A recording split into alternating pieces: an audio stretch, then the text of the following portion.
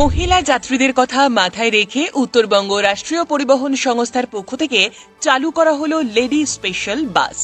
কোচবিহারে মহিলা পরিচালিত একটি নতুন বাস পরিষেবা চালু করল সংস্থা, যেখানে মহিলা যাত্রীদের সংখ্যা ছিল চোখে পড়ার মতো। লেডি স্পেশাল বাসে লেডিস কন্ডাক্টর ছিল বলে জানান সংস্থার চেয়ারম্যান পার্থপ্রতিম রায়।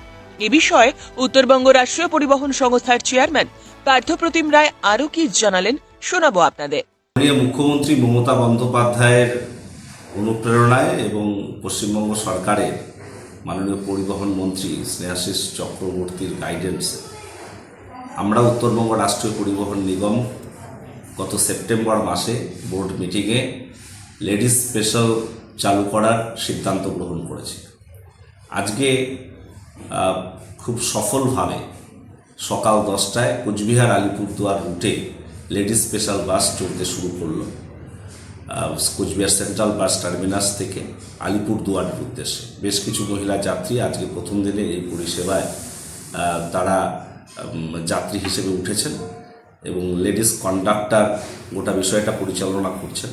তো স্বাভাবিকভাবে আমরা অত্যন্ত খুশি যে আমরা এই লেডিস স্পেশাল বাস পরিষেবা চালু করতে পারলাম এবং আগামী দিনে আমরা ধাপে ধাপে কোচবিহার দিনহাটা রুট এবং আলিপুরদুয়ার জলপাইগুড়ি শিলিগুড়ি রুটে আমরা এই পরিষেবা চালু করব।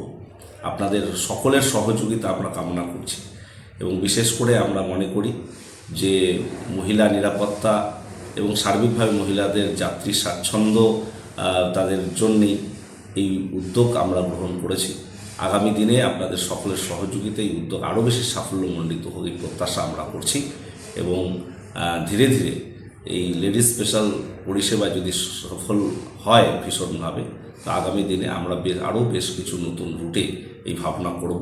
ভবিষ্যতে কখনো সুযোগ হলে আরও লেডিস কন্ডাক্টর নেওয়ার উদ্যোগ আমরা নিশ্চিতভাবে গ্রহণ করব।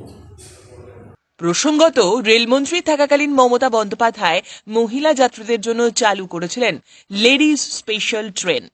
রাজ্যে ক্ষমতায় আসার পর লক্ষ্মীর ভান্ডার চালু করেন মুখ্যমন্ত্রী, আজ যা গোটা দেশের কাছে কার্যত মডেল।